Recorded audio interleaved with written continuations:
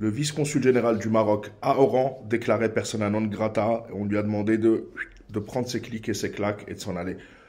À noter, avant de rentrer dans les détails de cette affaire, qu'en 2020, lors du Covid, le consul du Maroc en Algérie avait tenu des déclarations très hostiles envers l'Algérie en disant aux citoyens marocains présents à Oran qui se plaignaient du manque de prise en charge des autorités marocaines envers les Marocains installés en Algérie, le consul à l'époque avait déclaré « Nous sommes dans un pays ennemi » et c'était une déclaration très hostile.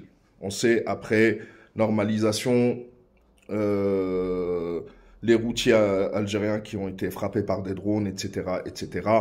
Et l'Algérie a coupé ses relations avec le Makhzen. Là, il reste le vice-consul, et voilà ce qu'on apprend. Donc, le gérant intérimaire du consulat général du Royaume du Maroc à Alger, M. Khalid Chiani, a été convoqué jeudi au siège du ministère des Affaires étrangères où il a été reçu par Mokhtar Amin Khelif, directeur général du protocole, qui lui a notifié la décision des autorités algériennes de le déclarer persona non grata, le vice-consul général du Maroc à Oran, indique le communiqué du ministère. Il a été notifié à M. Chiani la décision des autorités algériennes de déclarer persona non grata M. Mohamed Issafiani, vice-consul général du Maroc à Oran, avec l'obligation de quitter le territoire national dans un délai maximal de 48 heures. Il se démerde pour partir. Et ce, pour des raisons liées à des comportements ou au comportement suspect de l'intéressé, incompatible avec la nature de l'exercice de ses fonctions au sein de la dite représentation consulaire, et ce, en violation des lois algériennes en vigueur en la matière, ainsi que du droit et des coutumes internationales, notamment la Convention de Vienne sur les relations consulaires.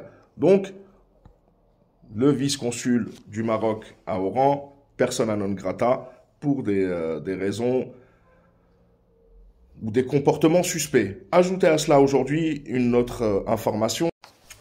4 Marocains ont été arrêtés par l'ANP à la frontière algéro-marocaine en pleine tentative d'introduction de 106 kg de cannabis sur le territoire national. Leur nom, Rachid Saïk El Ghazal, Yahya Kadouri, Abdelkrim Benazi et Kasmi Dahman. C'est pour ça quand certains se plaignent, la majorité ou beaucoup de gens qui traversent la frontière, que ce soit par jet ski ou à pied, ont en leur possession ou sont là pour faire du trafic. Là, en l'occurrence, c'est du cannabis.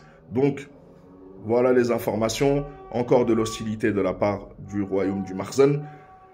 Et je vous dis à plus tard, Inch'Allah, la patrie ou la mort, nous vaincrons.